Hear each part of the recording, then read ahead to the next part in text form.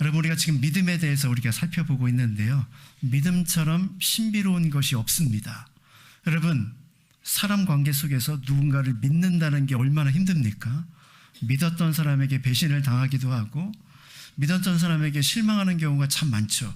그래서 사실은 누군가를 믿는 것은 굉장히 사실은 어려운 것입니다. 그런데 여러분, 우리의 믿음은 어떻습니까? 지난주에 살펴본 대로 육신의 눈으로 보이지 아니하시는, 아니 볼 수 없는 하나님을 믿는다는 것은 오히려 더 신비로운 일입니다. 이것은 오히려 우리에게 이것을 도전해 주죠. 믿음은 나의 의지로 갖게 되는 것이 아니라 하나님 주시는 선물이라는 사실을 우리가 발견하게 됩니다. 세상의 다른 모든 종교들은 다 사람으로부터 출발해서 신을 향해 찾아갑니다. 반면에 기독교는 모든 것이 하나님으로부터 출발합니다. 창조하신 것도 하나님이시고 우리를 부르신 것도 하나님이시고 우리를 구원하시는 분도 우리 하나님이시죠. 모든 것이 다 하나님께 주권과 주도권이 있다라고 성경은 우리에게 소개해주고 있는 것입니다. 자, 그렇다면 믿는 우리는 아무것도 안 하고 그저 피동적으로 끌려가는 것일까요? 결코 그것이 아닙니다. 하나님이 주신 참된 믿음을 우리가 소유하게 되고 갖게 되면 우리에게는 믿음의 반응이 나타나죠. 지난주에 살펴본 대로 기대할 수 없는 상황 속에서도 하나님을 향해 기대하게 되고 남들이 보지 못하는 것을 믿음의 눈으로 보게 되며 그리고 모두가 포기하고 좌절하는 그 순간에도 믿음을 가지고 나아가는 믿음의 삶의 모습들이 우리에게 나타나죠. 이것이 믿음의 본질이고 믿음의 삶을 살아가는 사람들의 역동적인 삶의 모습입니다. 참된 믿음은 현실을 살아가는 우리에게 가장 강력한 힘이 되죠. 그래서 허공을 외치는 것이 믿음이 아니라 오늘을 살게 하는 능력이 참된 믿음인 것을 우리가 발견하게 됩니다. 지난 시간에 우리가 믿음에 대해서 큰 정의를 했다면 오늘부터는 우리가 믿음의 구체적인 모델들을 함께 좀 살펴보기로 합니다. 성경은 우리에게 히브리서 11장을 통해서 믿음의 모습들을 우리에게 보여주는데 한 사람이 믿음의 전체를 소개하는 것이 아니라 믿음의 다양한 부분을 많은 사람들을 통해서 소개해 줍니다. 그래서 믿음이라는 것이 얼마나 풍성하고 다양한지를 이 사람들의 삶을 통해서 우리에게 증거해 주죠. 히브리서에서 처음으로 이 믿음에 대해서 우리에게 가르쳐 주기 위해서 등장시키는 첫 번째 인물이 오늘 우리가 읽은 말씀에 등장하는 누구입니까? 아벨이라는 사람입니다. 여러분, 이 아벨이라는 사람은 의외의 인물이죠. 왜냐하면 성경에서 그렇게 큰 비중을 차지하고 있는 사람이 아니기 때문입니다. 성경의 66권 중에 아벨에 대한 기사가 딱 7번 등장합니다. 창세기 4장의 3구절, 그리고 신약의 4번, 4구절에 거쳐서 등장하죠. 수많은 그런 많은 분량을 차지하고 있는 사람들을 첫 번째 믿음의 사람으로 우리에게 말씀해 주지 않고 어떻게 보면 크게 주목을 하지 못하는 아벨을 첫 번째 믿음의 사람으로 등장시키는 이유가 무엇일까요? 또한 그가 살아가는 삶도 뭔가 특별한 일을 한 것도 아니었습니다. 그가 한 것은 딱 한 가지의 삶과 그의 죽음이 성경에 기록된 전부였습니다. 그런데 바로 그의 삶과 그의 죽음이 우리에게 있어서 믿음의 가장 중요한 모델이 될 수 있음을 성경은 우리에게 말씀해 주고 있는 것이죠. 오늘 우리는 아벨의 삶을 통해서 참된 믿음이 무엇이고 참된 믿음을 가지고 살아가는 삶이 도대체 무엇인지를 말씀을 중심으로 함께 살펴보도록 하겠습니다. 첫 번째 우리가 살펴볼 것은 참된 믿음은 참된 믿음의 자녀로 가정을 세워간다는 것입니다. 오늘 11장 4절의 말씀을 다시 한번 읽어보도록 하겠습니다. 같이 읽죠. 시작.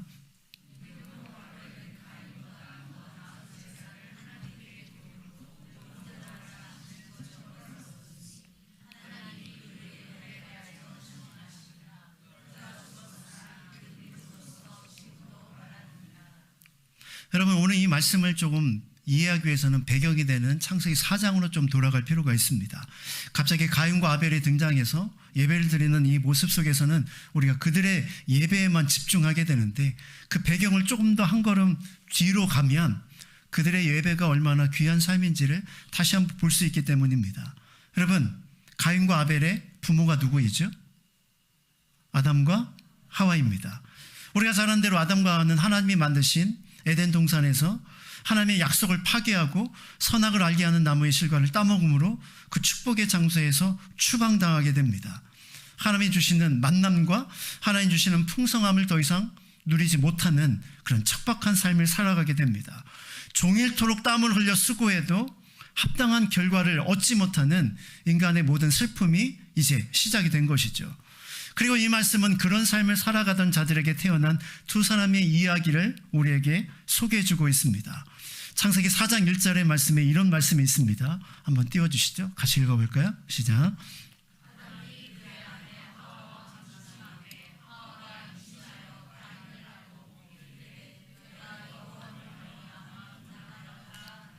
오늘 우리가 읽은 11장 4절의 말씀의 배경이 되는 그 말씀이 오늘 이 창세기 4장 1절에 기록되어 있습니다. 아담과 하와가 동침하여 자녀를 낳았는데 그 이름이 가인이었더라 라고 이렇게 말씀해 주고 있습니다. 여러분, 가인이라는 뜻이 무슨 뜻인지 아십니까 혹시? 가인은 세우다, 건립하다, 얻다, 획득하다 라는 의미를 가지고 있습니다. 여러분, 아담과 하와가 종일토록 땀을 흘려 수고해도 합당한 열매를 거두지 못하는 참 힘든 고단한 인생을 살았습니다. 그런데 그에게 하나님께서 누구를 주셨어요? 가인을 주셨습니다. 그래서 그들은 이것이 너무 감사해서 그 아들의 이름을 가인이라고 지은 것이죠. 하나님으로부터 받았다, 하나님을 주셨다라는 그런 의미를 지니고 있는 것입니다. 그 표현이 1절에도 정확하게 표현되어 있죠. 내가 여호와로 말미암아 득남하였다라고 이렇게 표현하고 있습니다. 아담과 하와가 가인을 낳고 기뻐하는 이유는 무엇이었을까요? 하나님의 말씀을 기억했기 때문입니다. 아담과 하와에게 징계하시면서 또다시 주신 약속의 말씀이 있었죠. 여자의 후손이 뱀의 머리를 상하게 할 것이라는 구원의 메시지였습니다. 어찌 보면 가인이 태어나면서 이 부모였던 아담과 하와는 혹시 이 말씀이 가인의 때에 응답되는 것은 아닌가, 그런 잔뜩 기대를 했는지도 모르겠습니다. 무너졌던 것들이 가인의 삶을 통해서 회복되기를 간절히 바라는 마음이 바로 가인의 태어난 그 시점에 그들이 품었던 말씀이었습니다. 또한 가인은 그들에게 기쁨이었죠. 그것은 은혜에 대한 감사 때문이었습니다. 여러분, 이 하와가 가인을 낳을 때 해산의 수고가 더하여졌죠. 죽을 것 같은 상황 속에서 새로운 생명이 태어났습니다.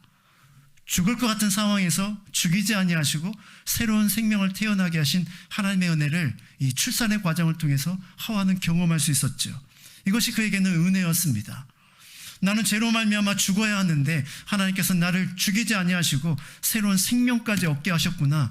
이것이 그에게는 감사와 기쁨이 되어 그 아들의 이름을 얻었다, 하나님이 주셨다라는 이름으로 가인이라는 이름을 지어준 것이죠.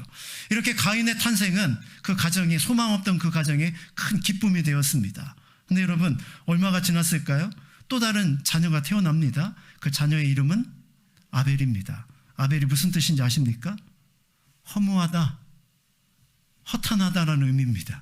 우리가 그동안에 알고 있던 가인과 아벨의 이미지와 정반대이죠. 우리는 가인은 나쁜 사람, 아벨은 좋은 사람, 이런 생각을 하는데 그 이름은 정반대입니다. 가인을 낳았을 때 그렇게 기뻐했던 아담과 하와는 왜 아벨을 낳고 허무하다라고 이렇게 이야기했을까요?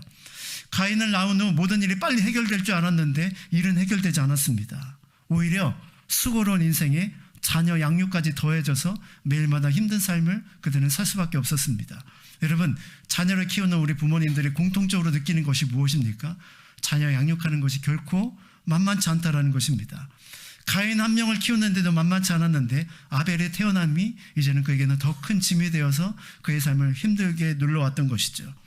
여러분, 가인과 아벨이 태어날 이 시점에 아담과 하와는 인생의 희노애락을 느끼며 우리처럼 살아가고 있었습니다. 매일매일 인생이 수고롭고 힘든, 자녀와 부딪히며 자녀를 양육하는 힘든 수고로운 인생을 그들도 우리와 똑같이 살았다는 것입니다. 근데 여러분, 놀라운 것이 있습니다. 그런 상황 속에서 그들이 했던 영적인 행동이 있었습니다. 그것이 바로 예배였다는 것입니다. 그리고 그 예배를 자녀들에게 훈련하여 교육했습니다. 오늘 우리가 읽은, 그리고 창세기 4장에 등장하는 가인과 아벨의 예배드리는, 제사드리는 이 배경이 바로 그런 배경이라는 것입니다. 가인과 아벨은 아담과 하와의 예배 훈련을 받았고요, 성인이 되어서 이제 각자 스스로 예배의 자리를 지키며 예배를 지금 드리고 있는 모습을 오늘 본문에서 우리에게 보여주고 있는 것입니다.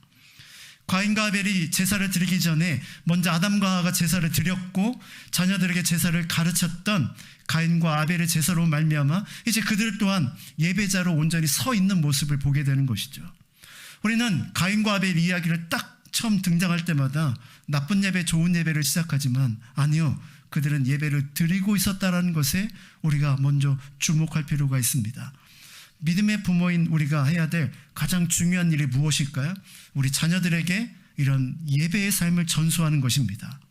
세상의 지혜를 알기 전에 먼저 하나님의 말씀을 알아야 하듯이 세상의 즐거움을 알기 전에 예배의 감격과 즐거움을 느끼게 만드는 것, 그것이 부모가 해야 될 가장 중요한 일이라는 것이죠. 우리 아이들이 예배의 삶이 세워져서 온전히 훈련되어서 스스로가 이제 부모의 영향력이 없어도 스스로 예배를 드릴 수 있는 그런 준비된 자녀가 되어야 한다는 것입니다. 그렇다면 사랑하는 형제 자매 여러분들은 여러분 자녀들에게 얼마나 예배를 강조하고 있습니까? 예배에 대해서 얼마나 도전하고 자녀들에게 예배를 배우도록 여러분의 삶을 보여주고 계십니까? 참된 예배의 모범이 무엇인지를 자녀들에게 그렇게 가르치고 있냐라는 것이죠. 가장 중요한 가정교육은 바로 예배를 가르쳐주는 것입니다. 놀라운 사실은 가인과 아벨이 스스로 예배를 드리고 있는 이 모습입니다. 가인과 아벨은 각각 성장하여 성인이 되었습니다. 아담과 하와로부터 예배를 배웠을 뿐만 아니라 그들은 예배의 자리에 나가서 직접 스스로 예배하는 자가 되었습니다. 여러분, 가인과 아벨이 좋은 예배, 나쁜 예배를 나누기 전에 먼저 우리는 그들이 예배자로 서 있다는 사실에 주목할 필요가 있다는 것이죠.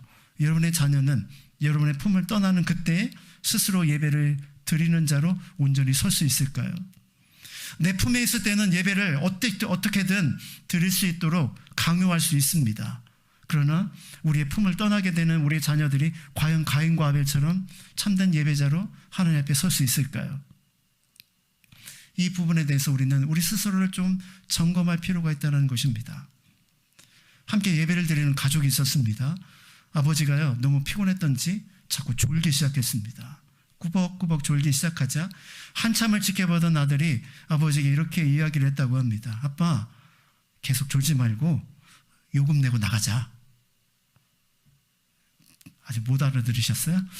이 아이의 입장에서는 마치 극장에 가서 요금을 내고 그 연극을 보거나 영화를 보는 것처럼 아버지도 똑같이 이 예배에 나와서 헌금을 드리고 그 다음에 예배를 드리는데 그것이 너무 재미없어서 꾸벅꾸벅 졸고 있는 모습으로 그 아이 눈에 비춰진 것이죠. 사랑하는 자매 여러분, 여러분의 자녀들에게 비춰진 여러분의 예배 드리는 모습은 어떤 모습일까요? 과연 그 모습이 우리 자녀들에게 예배의 진정한 모범이 될 수 있겠습니까? 아니, 목사님, 우리 아이는 아직 어린데요? 아니요, 여러분, 얼마 남지 않았습니다. 금방 지나갑니다. 여러분 손에 있을 때 우리 아이들이 훈련받지 못하면 그 아이들은 성인이 되어서 이제 스스로 집을 떠나고 자신의 삶을 살아갈 때 그들은 예배의 삶을 포기하고 마는 현상이 분명히 나타나고 말 것입니다. 바르고 소망하기는 우리가 가장 먼저 예배의 삶을 먼저 살고 우리 자녀들에게 참된 예배를 가르치고 그들 스스로가 가인과 아벨처럼 예배 자리에 온전히 설 수 있기를 주님의 이름으로 축원합니다. 이제 조금 더 한 걸음 더 들어가 보면요, 이렇게 예배드리는 가인과 아벨, 두 번째 우리에게 주시는 메시지는요, 예배라고 다 같은 예배가 아니라는 것입니다. 여러분, 오늘 말씀으로 다시 돌아와 봅시다. 12장 4절 말씀을 다시 한번 볼까요? 같이 한번 읽습니다. 시작.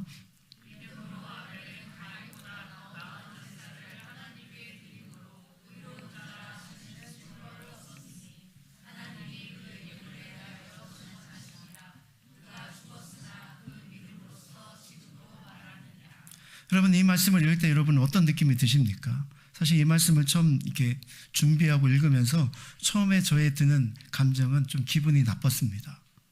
왜냐하면 제가 개인적으로 제일 싫어하는 게 있거든요. 그것이 바로 비교당하는 것입니다. 그리고 비교하는 것입니다. 오늘 본문에 보니까 가인과 아벨을 비교하고 있잖아요, 그죠? 그런 느낌이 탁 들면서 이건 좀 기분이 나쁜데, 이런 생각을 제가 언뜻 갖게 되었습니다. 근데 여러분, 말씀을 더 깊이 묵상하고 말씀을 연구하기 시작하면서 제 마음이 바뀌기 시작했습니다. 여러분, 히브리서 기자는 가인과 아벨을 비교하는 것이 아닙니다. 가인과 아벨의 인격을 비교하거나 가인과 아벨의 능력을 비교하는 것이 아닙니다. 이 둘을 통해서 참된 예배가 무엇인지를 우리에게 말씀해 주고 있는 것이죠. 만약 우리가 저의 처음 느낀처럼 이 본문을 가인과 아벨의 비교하는 입장으로 자꾸 보기 시작하면 우리는 가인의 입장에서 이 말씀을 보는 것입니다. 우리가 시각을 좀 달리해서 하나님의 입장에서 이 장면을 딱 돌아다보면 어떤 관점을 갖게 될까요? 왜 하나님은 아벨의 예배를 받으시고 왜 하나님은 가인의 예배를 받지 않으셨을까요? 하나님께서 원하시는 예배가 있다는 것입니다. 이것에 우리가 주목해야 우리가 진정한 예배자로 어떻게 서야 되는지를 오늘 말씀을 통해서 발견할 수 있는 것이죠.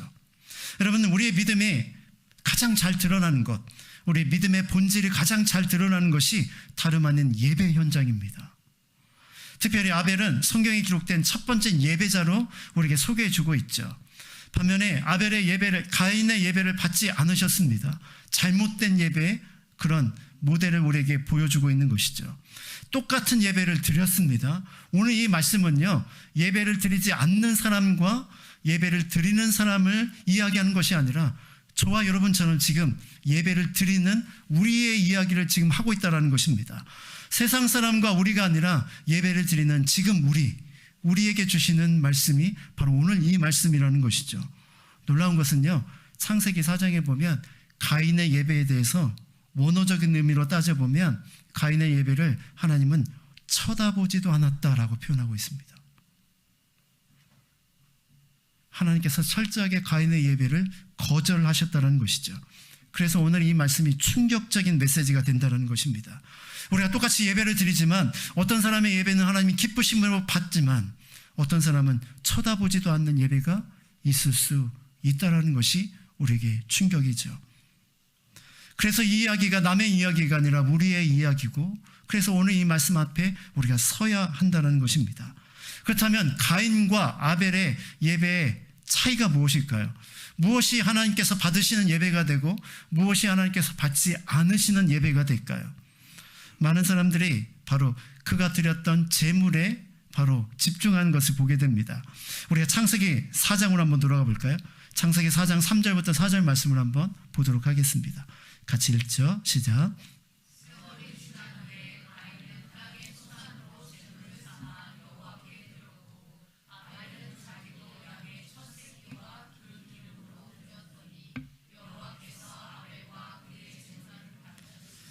성경은 그들이 드린 제물에 주목하고 있습니다. 가인은 땅의 소산으로, 아벨은 양의 첫 새끼로 드렸다라고 표현하고 있죠. 물론 예수 그리스도의 보혈의 피를 의지하는 어린 양을 드리는 피의 제사, 이것을 생각하여 아벨은 피의 제사를 드림으로 올바른 예배를 드렸고 가인은 곡식 제사를 드렸으므로 올바른 예배를 드리지 않았다라고 그렇게 말하는 사람들이 있습니다.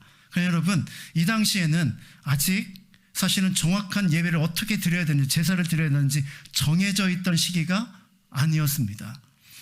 제사의 방법은 우리가 이미 살펴봤지만 레위기, 모세의 때에 정확하게 규정이 되어 그렇게 예배를 드리기 시작했습니다. 아니, 그 예배의 방법으로 오늘 본문을 본다 할지라도 가인의 제사의 방법은 잘못된 것이 아니었습니다.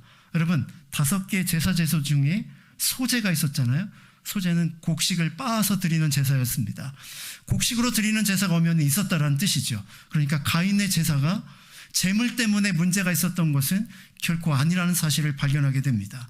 그러면 무엇이 문제일까요? 가인의 제사와 아벨의 제사의 차이가 무엇일까요?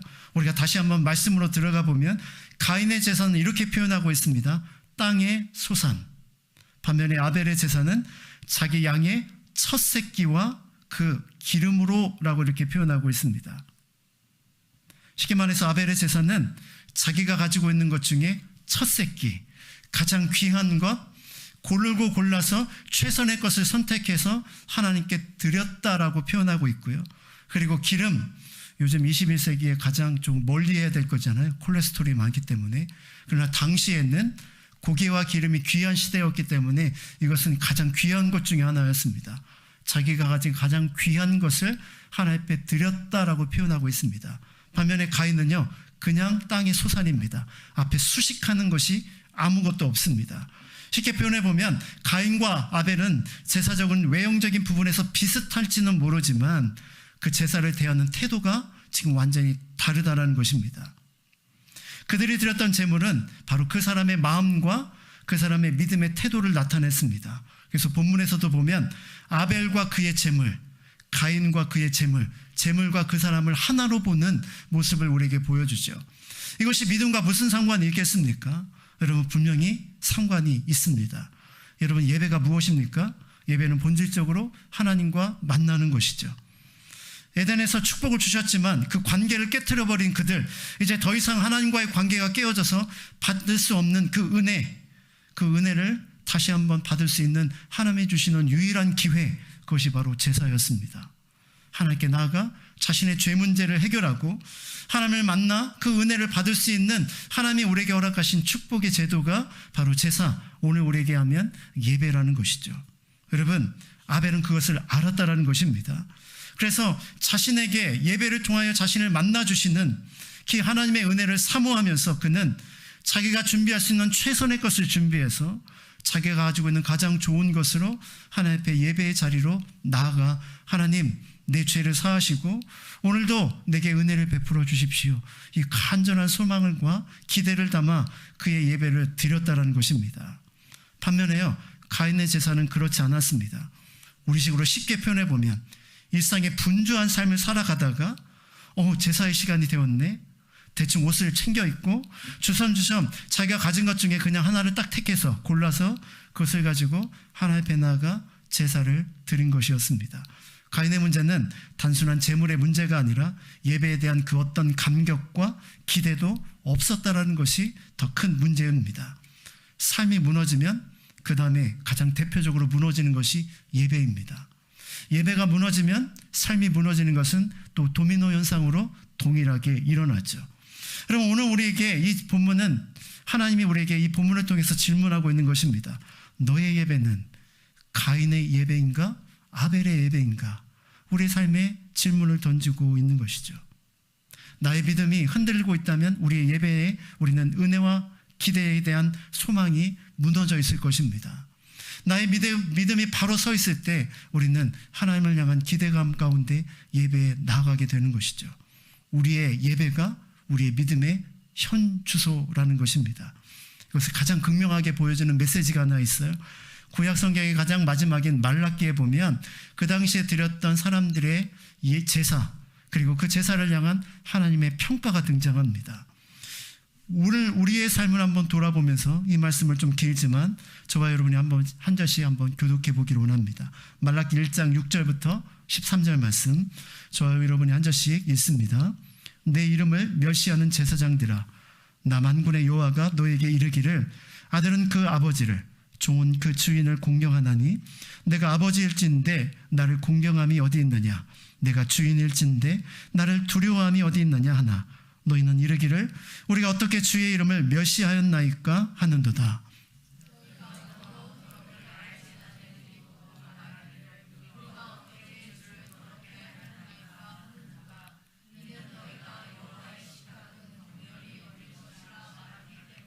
만군의 여호와가 이르노라, 너희가 눈먼 희생제물을 바치는 것이 어찌 악하지 아니하뇨, 저는 것 병든 것을 드리는 것이 어찌 악하지 아니하냐. 이제 그것은 너희 총독에게 드려보라. 그가 너를 기뻐하겠으며 너를 받아주겠느냐.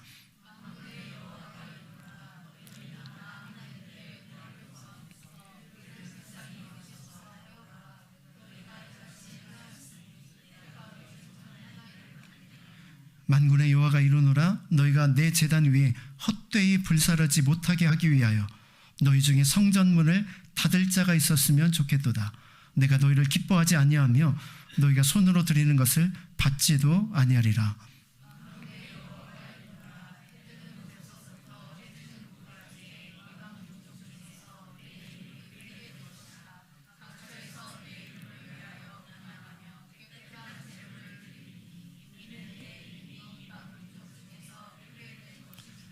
그러나 너희는 말하기를 여호와의 식탁은 더러워졌고 그 위에 있는 과일 곧 먹을 것은 경멸히 여길 것이라 하여 내 이름을 더럽히는도다.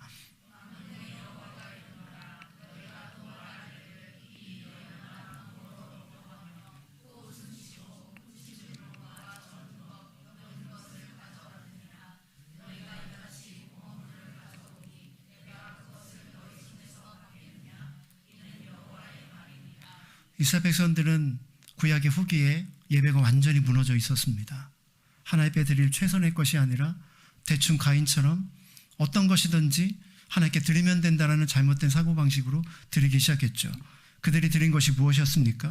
병든 것, 저는 것, 심지어 훔친 것, 이런 것들을 가져다가 하나님께 드리기 시작했습니다. 하나님은 뭐라고 말씀하십니까? 그러면서도 그렇게 드리면서도 얼마나 번거로운가라고 스스로 표현했습니다. 이 일이 얼마나 수고로운가. 사실은 그의 마음 가운데 드리고 싶은 마음도 없었다라는 것입니다. 그때 하나님께서 아주 엄청난 말씀을 하시죠. 누가 제발 성전의 문을 닫았으면 좋겠다. 여러분, 만약 저 예배당 앞에서 주님께서 서 계시고 준비되지 않는 사람들은 예배 들어올 수 없다라고 그렇게 하신다면 우리는 정말 그 앞에 이 성전의 문을, 이 예배당의 문을 들어 하나님 앞에 나와 예배할 수 있는 사람이 과연 얼마나 될까요? 나는 과연 준비된 예배로 하나님이 받으시는 최선의 것으로 내가 예배를 드리고 있는가? 이 질문을 우리에게 지금 던지고 있는 것입니다. 사모함도 없고 준비함도 없으며 최선을 다하지 않고 예배 시간이 되었기에 그저 습관적으로 예배를 드리며 드리지 않으면 벌 받을 것 같아서 어쩔 수 없이 예배를 드리는 예배, 더 많은 축복을 받기 위하여 일종의 투자 같은 예배를 드리는 그런 드리는 예배, 참된 예배가 아닙니다. 하나님이 기뻐하시는 예배가 결코 아닌 것이죠.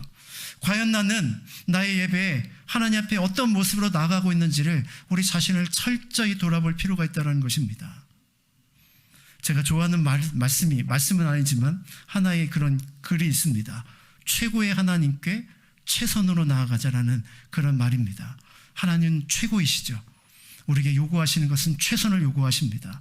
우리의 예배가 그와 같은 예배가 되어야 한다는 것입니다. 찬양을 할 때에도, 우리가 기도를 할 때에도, 말씀을 들을 때에도 우리는 마음과 중심과 뜻을 다해서 하나님을 사모하는 마음으로 그 앞에 나아가야만 우리는 하나님 앞에 진정한 예배자라고 판단을 받을 수 있게 되겠죠. 무엇을 얻기 위해서가 아닙니다. 주신 것에 먼저 감사함으로 나아가야 되고, 그리고 그렇게 나아갈 때 하나님 앞에 온전한 예배를 드릴 수 있는 것이죠. 최고의 하나님께 가장 어울리지 않는 것이 있습니다. 그것이 바로 대충입니다. 최고의 하나님께서 대충의 예배를 받으시겠습니까? 최고의 하나님께서 가장 어울리는 것은 최선이죠. 우리가 할 수 있는 최선의 예배, 그것이 하나님 앞에 드려야 될 온전한 예배일 것입니다. 저와 여러분이 가인의 예배가 아니라 아벨의 예배처럼 최선을 다하여 예배할 수 있기를 주님의 이름으로 축원합니다. 세 번째 가장 중요한 메시지는 참된 예배는 참된 열매로 삶의 현장 가운데 나타난다는 것입니다. 하나님의 향한 신실한 예배는 삶에 반드시 열매를 맺게 되어 있습니다. 가인의 예배의 가장 큰 문제가 무엇일까요? 예배 때만 문제가 있는 것이 아니라 예배를 드린 그 후가 사실은 가인에게서는 더 큰 문제입니다. 하나님은 가인의 예배를 거절하셨죠. 거들떠보지도 않으셨습니다. 그에 대한 가인의 반응은 어떤 반응이었습니까? 우리 창세기 4장 5절부터 7절 말씀을 같이 한번 보도록 하겠습니다. 같이 읽습니다. 시작.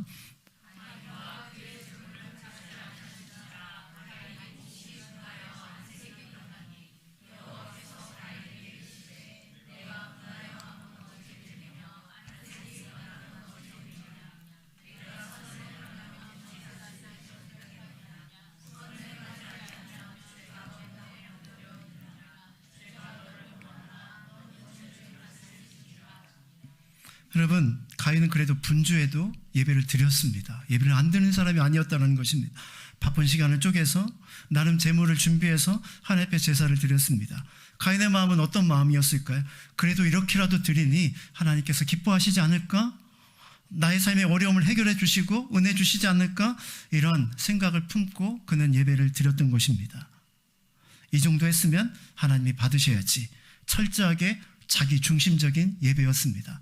하나님이 무엇을 원하시고 어떤 것을 기뻐하시는지는 그의 안중에는 없었죠. 그저 자신의 형편과 상황이 그가 드리는 예배의 전부였다는 것입니다.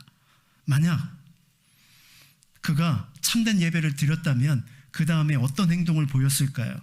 하나님이 그의 예배를 받아주시지 않았을 때 그는 하나님 앞에 엎드려 회개했을 것입니다. 하나님, 내가 나의 잘못된 예배가 무엇입니까? 내가 무엇 때문에 하나님의 예배를 받지 않으십니까? 내가 고치고 변화되어야 될 것이 무엇입니까? 아마 땅을 치며 가슴을 치며 하나님 앞에 엎드려 회개하며 다시 한번 참된 예배를 회복하게 해달라고 그는 하나님 앞에 구했겠죠. 근데 여러분, 가인은 어떻게 했습니까? 하나님이 자신의 예배를 받지 않으시자 분노했습니다. 왜 안 받으시오? 왜 안 받으시는 거야? 자신의 문제를 보기 전에 하나님께서 자신을 인정하지 않는 것에 분노하는 이 가인의 모습 속에서 그는 진정한 예배가 없었음을 스스로 드러내는 것이죠. 여러분, 참된 예배가 뭡니까? 하나님과 만나는 것입니다. 참된 예배는 하나님과의 만남을 통해 우리 삶이 변화되게 되어 있습니다. 예배 가운데 우리는 나아가 나의 죄악을 보게 되죠. 부족함을 보게 됩니다.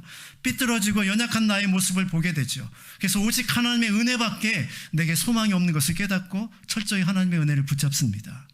바로 그에게 하나님께서는 은혜를 베푸셔서 회복시켜 주시고 다시 일으켜 세워주시고 다시 소망을 갖게 하셔서 삶을 살아가도록 만드시죠. 이것이 예배 가운데 우리가 만나는 감격과 변화의 역사입니다. 그런데 가인은 그런 변화를 경험하지 못했습니다. 예배 드리기 전과 예배 드린 후가 하나도 변화가 없는 사람, 이 사람이 바로 가인의 삶이자 잘못된 예배의 모습인 것이죠. 하나님은 가인과 아벨의 제사를 비교하지 않았습니다. 오히려 가인의 스스로 아벨의 제사와 자신의 제사를 비교했을 뿐입니다. 이 가인이 분노한 이유가 무엇입니까? 자기의 제사를 안 받으신 것도 분노했지만 아벨의 제사는 받으셨다는 것에 더 분노했습니다. 나도 똑같이 예배를 드렸다는 그런 착각 속에 자신의 삶을 돌아보지 않았다는 것입니다. 하나님은 그를 아셨죠. 그래서 다시 찾아가셨습니다. 하나님께서는 가인에게 뭐라고 말씀하십니까? 네가 가진 그 분노는 잘못된 분노이다. 분노를 다스려라. 그러면 큰 일을 범하게 될 것이다. 여러분, 그 말씀을 듣고도 가인은 어떻게 했죠? 듣지 않았습니다. 들로 나가서 아벨을 죽이는 첫 번째 살인자가 되는 끔찍한 주인공이 되죠. 여러분, 예배를 통해서 은혜를 경험하지 못한 사람의 삶의 변화는 삶의 현장 가운데 바로 이런 모습으로 나타나게 되어 있다는 것입니다. 사랑하는 자매 여러분, 여러분은 어떻습니까? 여러분의 예배는 어떻습니까? 우리가 이 자리에 나와 있는 이 시간만 중요한 것이 아니라 예배를 드린 후에 여러분은 내가 받은 은혜로 삶에서 그렇게 변화의 열매가 나타나고 있는가? 그것이 하나님께서 우리를 바라보시는 예배에 대한 모습이라는 것입니다. 하나님은 삶을 바라보십니다. 삶의 예배도 받기를 원하시는 것이죠. 대한민국의 한국의 교회의 현실을 보십시오. 전 세계에서 가장 열심히 있죠. 가장 많이 예배를 드리는 곳이 대한민국입니다. 새벽 예배 다른 나라 없습니다. 수요 예배 다른 나라 없습니다. 금요 예배, 철야 예배 다른 나라 대부분 없습니다. 우리는 이 일주일에 수많은 예배를 드립니다.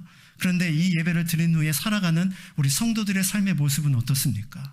과연 그 삶의 모습이 바른 예배의 삶으로 살아가고 있습니까? 왜 우리는 이런 모순적인 삶을 살아가고 있을까요? 거꾸로 뒤집어 보면 우리가 제대로 된 예배를 드리고 있지 못하다는 사실을 여실히 보여주는 것입니다.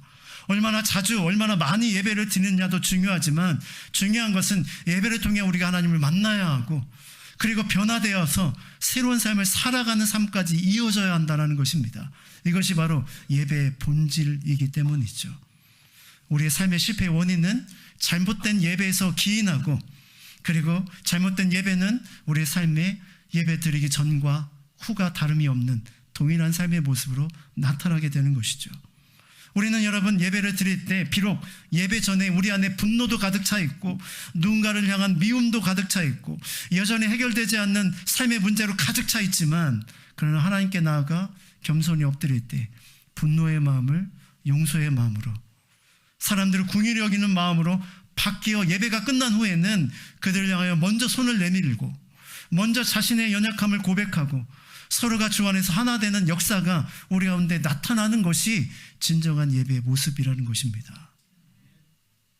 제가 가장 안타까운 것은 예배를 드리기 전에 그런 마음으로 가지고 나와서 예배를 드린 후에도 하나도 변화가 없고 예배 후에 다툼과 싸움의 모습이 우리 가운데 나타날 때입니다. 이런 모습을 바라보시면서 주님은 얼마나 마음이 아파하실까요? 아벨은 예배를 통해서 자신을 보았습니다. 변호가 필요함을 깨달았죠. 하나님께서 깨닫게 하시면 얼마든지 변화하기로 결단했습니다. 그러기에 그의 예배는 자기의 깨어짐과 자기 죽음이 있었고 자기 죽음을 통해 다시 사는 변화의 역사를 그는 경험할 수 있었던 것입니다. 그래서 그는 하나님 앞에 늘 그러한 삶 속에서 살았을 것입니다. 이것이 바로 아벨이 보여지는 진정한 예배의 모습이죠. 사랑하는 자매 여러분, 이런 변화가 삶 속에서 나타날 수 있기를 주님의 이름으로 축원합니다. 마지막으로 하나님께서는 이 아벨의 예배에 대한 평가를 우리에게 해주고 있습니다. 4절 말씀을 다시 한번 돌아가 볼까요? 같이 읽습니다. 시작.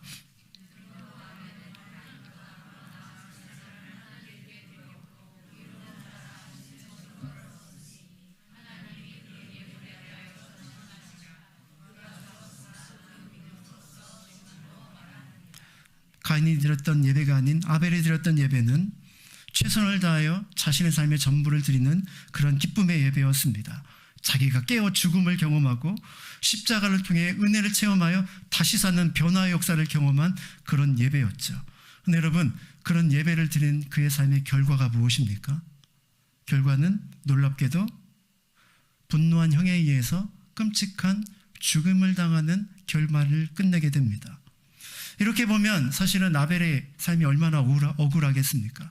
최선을 다해 예배를 드렸고 그 은혜의 감격을 살았는데 자신의 삶이 여기서 이렇게 비참하게 끝난다니, 여러분, 그의 삶이 정말 비참한 인생이 아니겠습니까? 여러분, 놀랍게도요, 오늘 이 말씀은 그의 죽음에 대해서 이렇게 평가하고 있습니다. 그가 죽었으나 그 믿음으로써 지금도 말하고 있다. 그의 인생은 비참한 인생이 아니었다는 것입니다. 그는 지금도 영원히 살아 믿음의 영향력을 믿음의 다음 세대에 보여주고 있다는 것이죠. 참된 예배, 하나님이 기뻐하신 예배가 어떤 예배인지 나를 통해서 너희들이 보기를 원한다. 지금도 그 영향력을 미치고 있다는 것입니다. 하나님은 그의 삶을 결코 잊지 않으셨습니다. 허무하게 끝난 것 같지만 하나님께서는 그의 삶을 통해서 지금도 말씀을 통해 수많은 사람들에게 선한 영향력을 드러내고 있다는 것입니다. 하늘나라의 믿음의 전당에 가장 먼저 반짝이는 별, 그 별이 바로 아벨의 별입니다. 아벨의 믿음의 예배자의 별, 그것이 바로 아벨의 별이죠. 여러분, 그 예배는 구약의 엘리야를 통해서 영혼들을 깨우는 예배로 다시 회복되어지고 예수님을 통해서 더러워진 성전을 회복하고 만민이 기도하는 집이다, 하나님 앞에 나아가는 참된 회복의 역사로 다시 한번 반복하여 나타나는 모습을 보게 되죠. 만약 아벨이 지금도 살아있다면 우리 믿음의 후배들에게 이런 말씀을 하지 않을까요? 사랑하는 형제 자매들이여, 나의 형 가인처럼 인간의 의나 인간의 행위를 가지고 하나님께 나아가지 마십시오. 그렇게 해서는 하나님을 기쁘시게 해드릴 수 없습니다. 하나님의 인정을 받을 수 없습니다. 하나님께 의롭다함을 받을 수도 없습니다. 믿음으로 나아가십시오. 내가 죄인인 것과 하나님께만 오직 은혜로 말미암아 구원 얻을 수 있는 죄인이라는 사실을 잊지 마십시오. 그렇게 철저히 나를 깨트려 하나님 앞에 드릴 때 하나님은 여러분의 삶을 회복시키시고 여러분의 삶을 변화시켜 주실 것입니다. 이런 예배자의 삶을 살아가십시오. 이렇게 우리에게 도전하지 않을까요? 사랑하는 자매 여러분, 자녀를 양육하고 내 삶을 살아갈 때 가장 중요한 것은 온전한 예배자를 세우는 것입니다. 하나님께서 우리의 자녀들 또한 아벨의 삶처럼 하늘의 별처럼 빛나는 예배자로 세울 수 있기로, 우리 자신이 먼저 하나님 앞에 온전히 서는 저와 여러분의 삶이 될 수 있기를 주님의 이름으로 축원합니다. 이제 결론을 내기를 원합니다. 컴퓨터 앞에서 열심히 작업을 하는 목사님이 계셨습니다. 근데 학교에서 돌아온 아들이요, 다가와서 무릎에 이렇게 턱을 이렇게 기대고 물끄러미 아버지를 바라보았습니다. 아버지는 의식적으로 아들에게 물었습니다. 야, 부탁할 게 있니? 용돈을 줄까? 이렇게 물어본 것입니다. 그래서 아들이 턱을 개고 아버지를 빤하게 바라보면서 이렇게 대답을 했습니다. 아빠, 제가 필요한 게 있는 게 아니에요. 그저 아빠가 보고 싶어서 왔을 뿐이에요. 여기서 잠시만 있다 갈게요. 이런 말을 한 것입니다. 그 말이 그 아버지에게는 큰 행복과 감사가 되었습니다. 며칠 후에요, 예배를 이렇게 준비하고 설교를 준비하고 있는데 너무 힘들었다고 합니다. 말씀이 잘 풀리지 않았습니다. 그래서 막 너무 헤매이고 힘든 순간이 있었는데 그때 그 아들의 그 이야기가 딱 떠오른 것입니다. 너는 예배를 드릴 때 어떤 마음으로 예배를 드리고 있니? 라는 것입니다. 아들처럼 그저 하나님 아버지가 보고 싶고 그 은혜가 너무나도 생각이 나서 그저 하나님을 사랑하는 마음으로 예배의 자리에 나아가고 있는 그런 모습이니? 라고 질문을 던진 것이죠. 목사님은 자신의 모습과 성도들의 모습을 다시 한번 살펴보면서 하나님 앞에 엎드려 기도했다고 합니다. 하나님, 내가 나의 아들보다 못한 사람이었음을 이제 깨닫습니다. 이런 예배자로 저를 회복시켜 주십시오. 이렇게 기도를 했다는 것이죠. 사랑하는 자매 여러분, 예배를 드릴 수 있음이 축복입니다. 내가 예배를 드리고 싶다고 해서 예배를 드릴 수 있는 것이 아니기 때문입니다. 하나님의 예배를 통해서 우리를 만나 주신다는 것이 얼마나 큰 은혜입니까? 우리가 하나님께 나아갈 수 있는 것이 아닙니다. 하나님 우리를 부르셔야 우리가 하나님 앞에 나아갈 수 있기 때문이죠. 내가 원한다고 해서 하나님을 만날 수 있는 것도 아닙니다. 하나님께서 만남의 길을 열어주셔야만 우리는 하나님을 만날 수 있는 것이죠. 그것이 예배입니다. 그 축복의 통로가 예배라는 말입니다.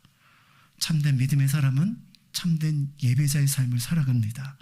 나를 통해 하나님께서 이런 변화의 역사의 주인공으로 나를 새롭게 날마다 빚어가시도록 나의 삶이 하나님 앞에 드려지는 참된 예배자의 삶을 살아갈 수 있기를 주님의 이름으로 축원합니다.